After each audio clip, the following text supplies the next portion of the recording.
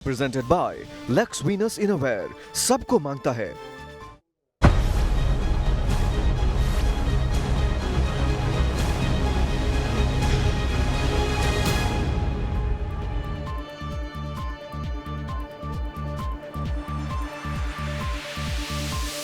नमस्कार, news state में आपका स्वागत है। मैं हूं आपके साथ लोकेंद्र त्यागी। आपके मुद्दे में आज बात करेंगे मध्य प्रदेश की, जहां गायों को इलाज के लिए सिर्फ एक फोन कॉल पर एम्बुलेंस मिलेगी। शुक्रवार को भोपाल में गौ रक्षा संकल्प अभियान की शुरुआत की गई, जिसके तहत 406 एम्बुलेंस आवंटित किए गए हैं। मध्य प्रदेश में पहले भी गायों को लेकर कई ऐलान और योजनाओं की बात हुई। कांग्रेस कार्यकाल में भी कई बड़े ऐलान किए गए थे और अब चुनावी साल में गायों को लेकर और योजना का आगाज हो गया है। आज चर्चा इसी मसले पर कि नई योजना से गौवंश के संरक्षण में क्या मदद मिलेगी, दावों और वादों से क्या गायों के हालात बदल जाएंगे। इन तमाम सवालों पर करेंगे चर्चा। कुछ खास मेहमान भी हमारे साथ जुड़ेंगे, लेकिन उससे पहले आज की रिपोर्ट आप देखिए।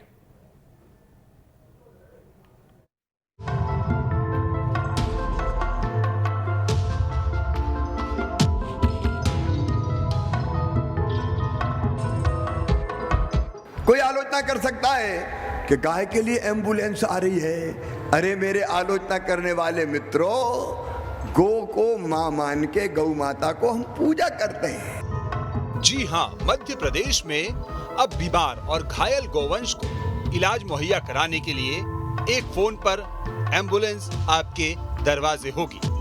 इसका अधिक से अधिक लाभ उठाने की मैं आपके चैनल के माध्यम से प्रदेश की जनता से कर रहा हूं। 1962 नंबर डायल करने पर ये एम्बुलेंस तुरंत पहुंच जाएगी और इस एम्बुलेंस के माध्यम से आपकी घायल या बीमार गाय का उपचार होगा। आपके दरवाजे में पहुंच जाएगी और एक डॉक्टर उसमें जाएगा जो चिकित्सा के लिए आवश्यक उपकरण है वे उपकरण लेकर जाएगा और जिन औषधियों की तत्काल आवश्यकता है वे औषधियाँ उस पर होंगी। तो इसका अधिक से अधिक लाभ जो है प्रदेश के उन गौ भक्तों को लेना चाहिए अपनी गौ माता की सेवा के लिए। भोपाल के लाल परेड ग्राउंड पर आयोजित गौ रक्षा संकल्प सम्मेलन में शुक्रवार को मुख्यमंत्री शिवराज सिंह चौहान ने इस योजना की शुरुआत की। जानकारी के मुताबिक मध्य प्रदेश में गौ रक्षा संकल्प की शुरुआत हुई है। बीमार और घायल गौवंश को तत्काल इलाज मिलेगा। अब एक कॉल पर पशु एम्बुलेंस घर पहुंचेगी। 1962 नंबर पर फोन करने पर तुरंत इलाज मिलेगा। हर एम्बुलेंस में एक पशु चिकित्सक होंगे। राज्य स्तरीय कॉल सेंटरों से ये एम्बुलेंस जुड़ी रहेंगी। एम्बुलेंस की मॉनिटरिंग GPS के जरिए की जाएगी। हर ब्लॉक के लिए अलग एम्बुलेंस उपलब्ध रहेगी। अलग अलग हिस्सों के लिए फिलहाल 406 एम्बुलेंस आवंटित की गई है। आज ये 400 एम्बुलेंस यहाँ खड़ी है। 400 एम्बुलेंस, इन एम्बुलेंस में सब सुविधाएं हैं। एक पशु चिकित्सक होगा, पैराबेट होगा, सहायक सह चालक होगा, कॉल सेंटर का टोल फ्री नंबर 1962 का ये अद्भुत पहल है सचमुच में, जिसका आज हम प्रारंभ कर रहे हैं। और आज ये 400 एम्बुलेंस एक साथ हर एक ब्लॉक के लिए क्या है कि अगर कोई गौ हत्या का पाप करेगा तो सीधे उसको 7 साल की सजा दी जाएगी। इतना ही नहीं, गायों को लेकर सीएम शिवराज कई और भी बड़े ऐलान कर चुके हैं। मसलन शिवराज के शासनकाल में पहली बार मध्य प्रदेश में गौ कैबिनेट का गठन हुआ। गौवंश के वध पर 7 साल की सजा की भी बात की गई है। आदिवासियों को गाय खरीदने पर 90% सब्सिडी का ऐलान है। प्राकृतिक खेती करने वाले गौ पालकों को प्रतिमाह 900 रुपए दिए जा रहे हैं। अधिक दूध देने वाली गायों के पशुपालकों को पुरस्कार देने की भी योजना है। बहरहाल मध्य प्रदेश में गाय हमेशा से सियासत के केंद्र में रही है।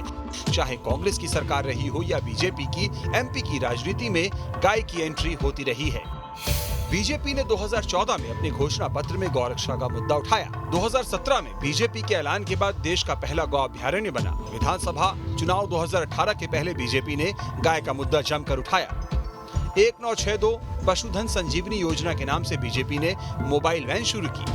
कांग्रेस ने 2018 के विजन पत्र में हर ग्राम पंचायत ने गौशाला खोलने का ऐलान किया। 1000 गौशाला खोलने के आदेश के बाद कांग्रेस कैटल रेस्क्यू अभियान लाई। कमलनाथ सरकार में गाय का ध्यान रखने के लिए मोबाइल ऐप योजना लाई गई। 2020 में सत्ता में आने के बाद शिवराज सरकार ने गौ कैबिनेट का गठन किया। अब शिवराज सरकार ने गौ रक्षा संकल्प योजना की शुरुआत की है। अरे आप इंसानों को तो दे नहीं पाए, आप पशुओं को क्या देंगे? ये सिर्फ आपकी इवेंटबाजी है, चुनाव में कुछ बचा नहीं है आपके पास, इसलिए एक नई योजना लेकर के आप आए ताकि ये चर्चाओं में रहे। मैं समझता हूँ सरकार के मुगालते में अब जनता आने वाली नहीं है। बहरहाल मौजूदा सरकार ने जो गौ रक्षा संकल्प लिया है वो निश्चित तौर पर गोवंश रक्षा के लिए एक क्रांतिकारी कदम हो सकता है। लेकिन मध्य प्रदेश में जब एम्बुलेंस नहीं मिलने पर खाट पर ले जाते मरीजों की ऐसी तस्वीरें सामने आती है, तब ये संदेश जाता है कि गायों के लिए एम्बुलेंस जैसी योजनाओं को जमीनी धरातल पर उतारने के लिए कड़ी मेहनत की जरूरत है। योजना के मंशे पर सवाल नहीं है, लेकिन प्रशासनिक अमले की जिम्मेदारी अब कहीं और ज्यादा बढ़ जाती है। Team news state. और चर्चा करने के लिए खास मेहमान इस वक्त हमारे साथ जुड़ गए हैं। सबसे पहले परिचय करा देता हूं, डॉक्टर सत्यप्रकाश शर्मा जी हैं, वरिष्ठ पत्रकार हैं। इसके अलावा स्वामी अखिलेश्वरानंद जी हैं, अध्यक्ष हैं गौ संवर्धन बोर्ड के। गोविंद मालू जी हैं, नेता हैं बीजेपी के। और रवि सक्सेना जी हैं, कांग्रेस के नेता हैं। आप चारों का बहुत बहुत स्वागत है। महाराज जी, सबसे पहले सवाल आपसे ही, इस योजना का कितना लाभ मिल जाएगा? क्योंकि कुछ दिन पहले ही नियम भी बनाया गया था कि अगर पशु खुले में छोड़े जाएंगे तो उन पर दंड लगाने की बात भी कही गई थी उन लोगों पर। और सबसे ज़्यादा अगर एक्सीडेंट किसी के होते हैं तो जो छुट्टा पशु हैं उन्हीं के होते हैं। तो क्या लगता है कि गौ रक्षा हो पाएगी पूरी तरीके से आज के जो फैसले हुए हैं? देखिए, गौरक्षा का कार्य तो भारतीय जनता पार्टी की सरकार जब से बनी है तब से निरंतर चल रहा है। और उसके लिए जो गौशालाएं बनाई गई हैं, उन गौशालाओं में खुले घूमने वाले, जिसको हम भटका हुआ और बेसहारा गोवंश कहते हैं, उनको हमने गौशालाओं में पहुंचाया है। और इस समय मध्य प्रदेश की 1765 गौशालाओं में 2,87,000 गोवंश संरक्षण प्राप्त है। इसलिए इसे भी हम सेवा कहते हैं कि भटकने से उनको बचाकर गौशालाओं में उनको आश्रय दिया गया है। और जितना आश्रय गौशालाओं में जिन गोवंशों को दिया गया है, उनके लिए प्रतिदिन प्रति गोवंश के हिसाब से 20 रुपये की राशि गौशालाओं में दी जा रही है। इसे आप गोरक्षा नहीं कहेंगे क्या? इसे आप गौ सेवा नहीं कहेंगे क्या? हाँ, सड़कों पर जो गोवंश भटक रहा है और वो द्रुत गति से दौड़ने वाले यांत्रिक वाहनों की चपेट में आकर घायल भी होता है, और बीमार गोवंश भी सड़कों पर मिलता है। किसानों के घर में भी गोवंश बीमार होता है, गौशालाओं में भी गोवंश बीमार होता है। तो इसके लिए आज से लगभग 1.5 वर्ष पहले गोपाष्टमी के दिन केंद्र सरकार के पशुपालन मंत्री श्री पुरुषोत्तम रूपाला जी सागर आए हुए थे, उसके बाद जबलपुर आए हुए थे। और उन्होंने कहा, उनके सामने जब ये दी गई उनको सूचना कि इस प्रकार की कठिनाइयाँ आती हैं, इसलिए काऊ एम्बुलेंस अवश्य होना चाहिए, तो उन्होंने एक बड़ी राशि की घोषणा की और वो राशि शीघ्र मध्य प्रदेश को दी। और उसी के आधार पर ये काऊ एम्बुलेंस तैयार किए गए हैं। अब इन काऊ एम्बुलेंस का संचालन कैसे हो, 313 विकास खंडों पर आज इनको हमने रवाना किया है। कुछ नगरीय क्षेत्रों में भी गए हैं। इसमें एक डॉक्टर बैठेगा, एक AVFO बैठेगा, एक इसमें संचालक होगा। जो आवश्यक उपकरण है, क्योंकि जब ये काऊ एम्बुलेंस बनकर तैयार हुई आई, हम इन्हें देखने गए तो वो सारी चीज़ें इस काऊ एम्बुलेंस में उपलब्ध है। जो उपचार के दौरान उपकरण चाहिए, उपचार के दौरान जो औषधियाँ चाहिए। तो इस प्रकार से एक अच्छे भाव से, पवित्र भाव से गौ सेवा हमारा धर्म है। मैं समझता हूँ कि इसका बहुत लाभ मिलेगा। और जो एक नंबर हमने जारी किया है 1962, उस पर रिंग करने पर वो एम्बुलेंस जो है वो वहाँ पहुँचेगा, तो इससे निश्चित रूप से लाभ होगा। ये गौ सेवा का पावन संकल्प है। इसमें किसी को भी सियासत और राजनीति नहीं देखनी चाहिए। जो सेवा के कार्य हैं, उन सेवा के कार्यों का सबको समर्थन करना चाहिए और ऐसे कार्यों की सराहना की जानी चाहिए। रवि सक्सेना जी, सवाल आप लोगों की तरफ से उठाए गए हैं कि इंसानों को नहीं मिल पा रही, तो इस योजना का क्या लाभ? क्या इस योजना को लेकर शिकायत है? अगर 406 एम्बुलेंस शुरू की गई हैं, तो आपको नहीं लगता ये बेहतर कदम है? क्योंकि इस तरफ तो आपकी सरकार भी चलने का काम कर रही थी। शिवराज सरकार गौ माता की नहीं वफादार, सिर्फ चरना चाहती है हिंदू वोटों की फसल फिर इस बार।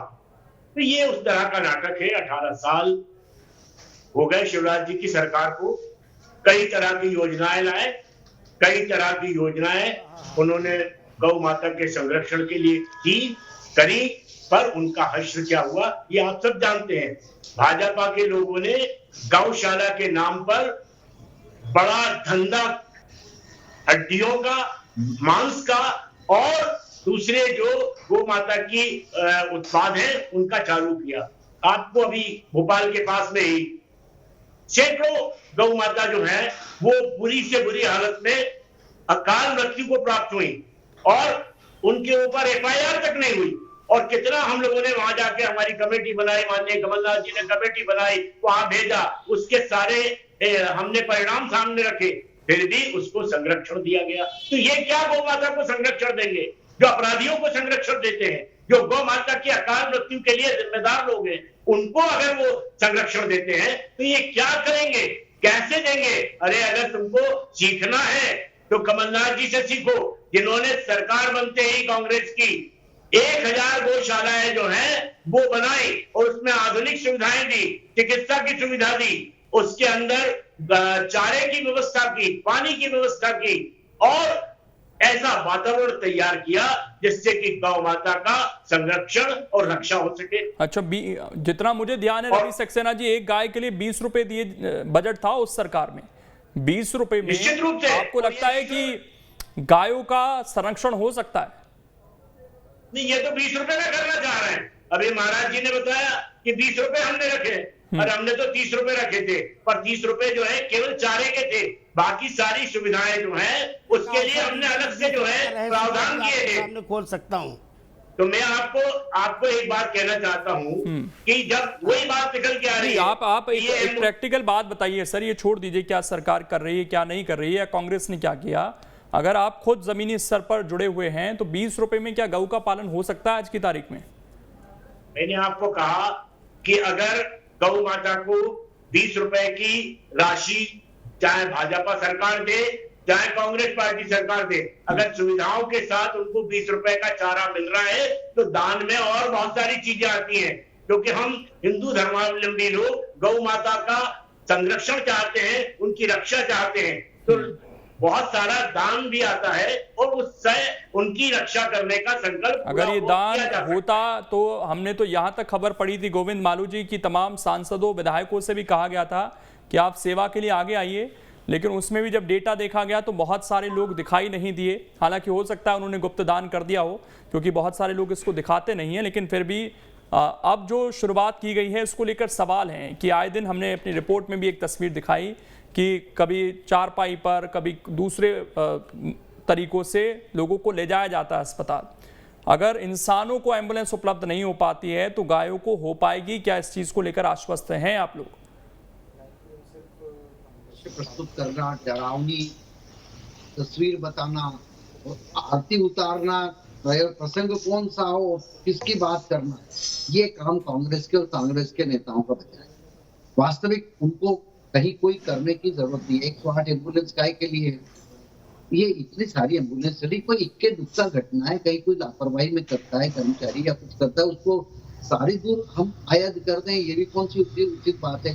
देखिए, एम्बुलेंस 108 एम्बुलेंस तुरंत जाती, कितनी बड़ी योजना है, कितनी बढ़िया योजना है। अब ये योजना आई एम्बुलेंस की गायों के संरक्षण के लिए, गायों की तीमारदारी, उनके उपचार के लिए, और एक गौ संवर्धन योजना बनाई सरकार ने आचार्य विद्यासागर जी के नाम पर।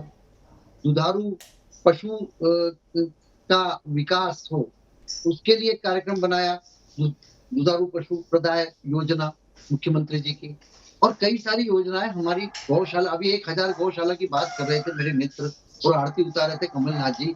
कहाँ थी 1000, कहाँ बन गई भाई?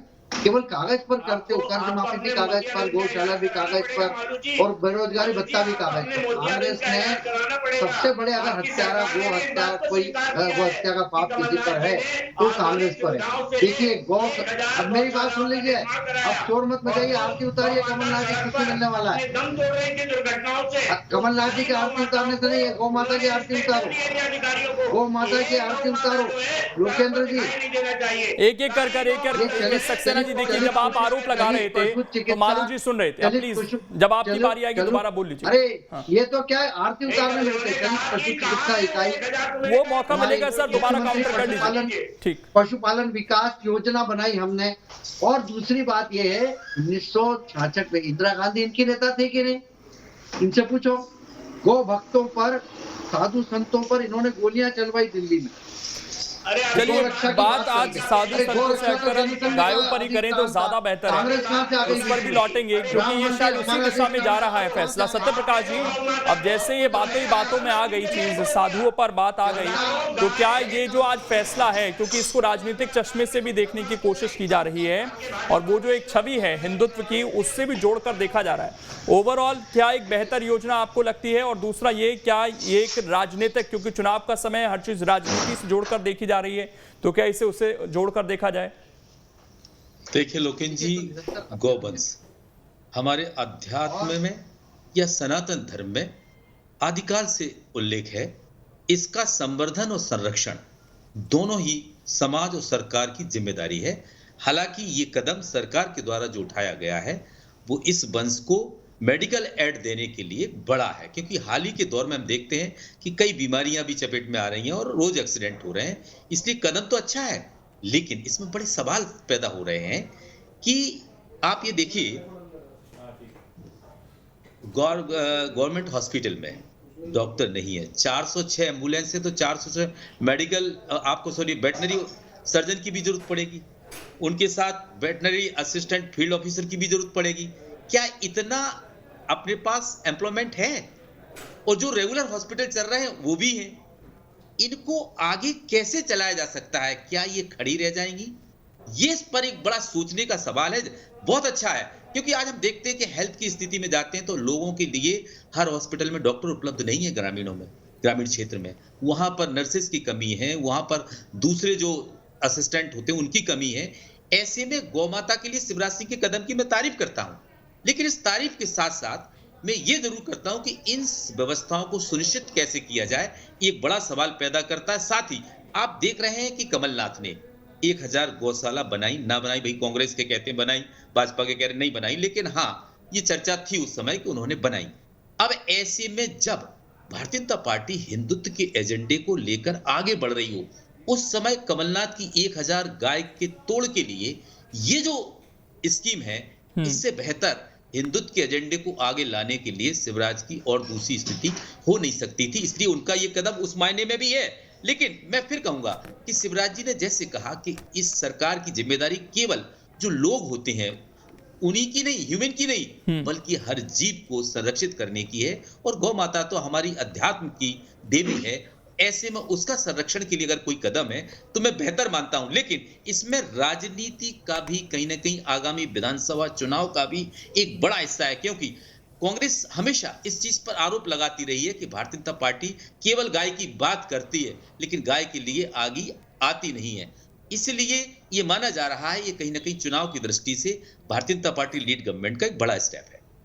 ठीक है महाराज जी, एक सवाल ये भी है कि गाय को तो हम कामधेनु के नाम से भी जानते हैं, जो हमारी मजबूरी नहीं होनी चाहिए कि हमें उसका संरक्षण करना पड़े, बल्कि वो तो हमारी अर्थव्यवस्था के लिए आदिकाल से बहुत मजबूती प्रदान करती आई है।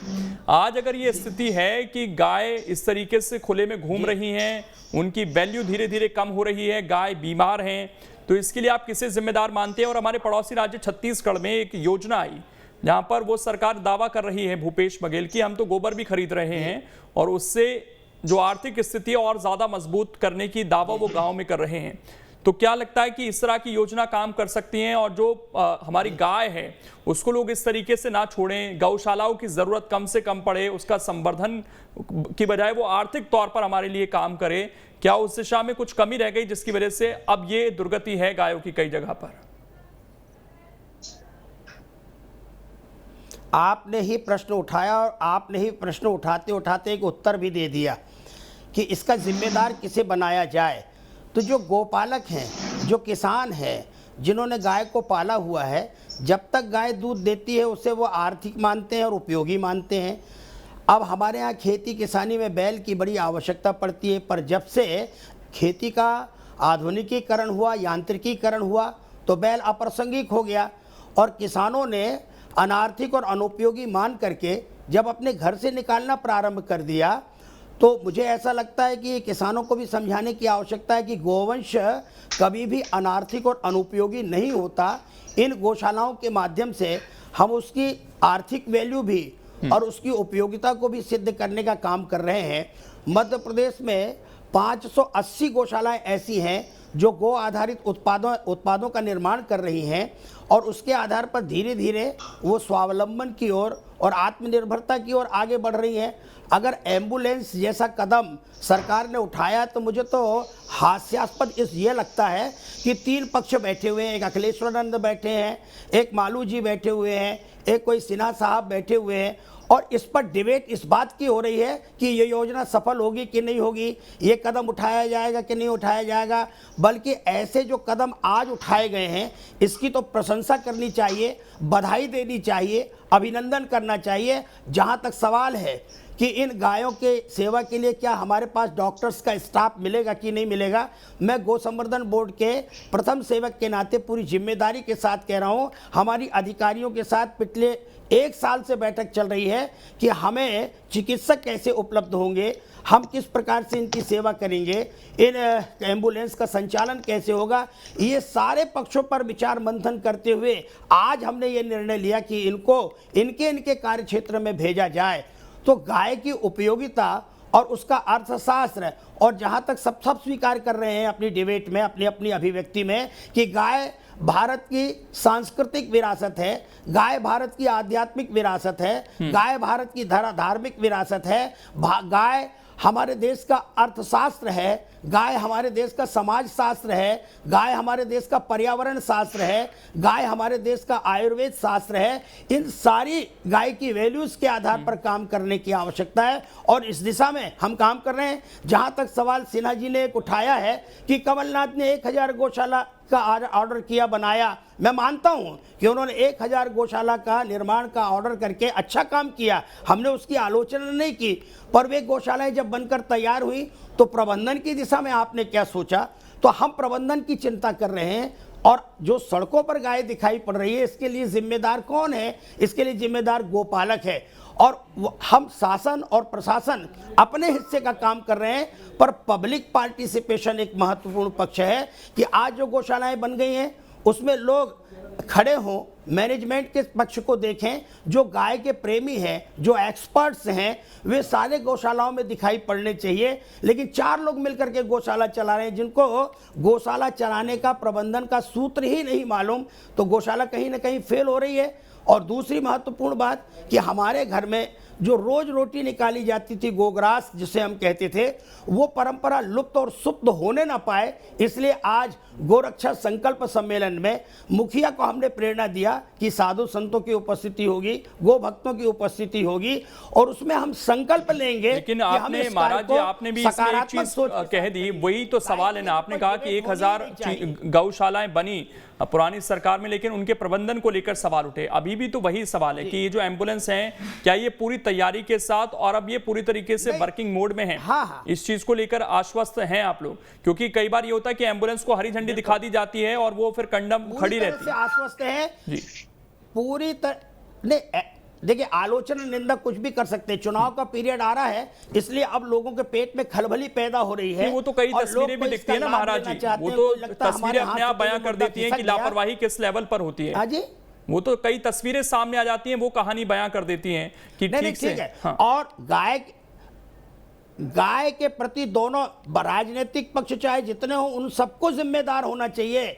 भारत के संविधान के नीति निदेशक सिद्धांतों के अंतर्गत राज्यों को यह अधिकार दिया गया है, इसलिए राज्य अपने ढंग से सोच रहे हैं। कांग्रेस के शासनकाल में तो कत्लखानों के लाइसेंस दिए जाते रहे, आज मध्य प्रदेश में कोई भी कत्लखाना गाय के लिए नहीं है। आज मध्य प्रदेश में संपूर्ण गोवंश की हत्या पर पूर्ण प्रतिबंध वाला कानून आज की तारीख में प्रभावी है। सक्सेना जी कुछ कहना चाह रहे हैं, उनको सुन लेते हैं। अगर भारतीय जनता पार्टी महाराज जी आपकी जानकारी के लिए बता दूं, सबको सुन रहे हैं, हिंदुस्तान मध्य प्रदेश, आप सुन तो लीजिए पूरी बात, अब मेरी बात भी सुन लीजिए, आपका बात बहुत धैर्य से सुनी हमने।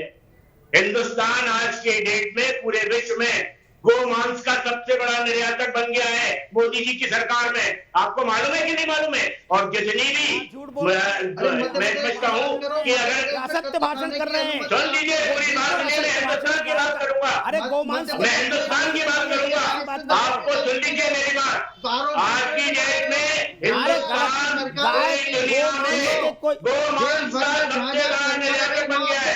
नहीं, दूसरी बात, आप अनर्गल प्रहलाद कर रहे हैं। अलग नई प्रकार की बहस छेड़ने का चलिए, मेरे पास समय नहीं है। बहुत बहुत शुक्रिया आप सभी का जुड़ने के लिए। लेकिन एक ऐसी योजना है, उम्मीद है कि इससे गाय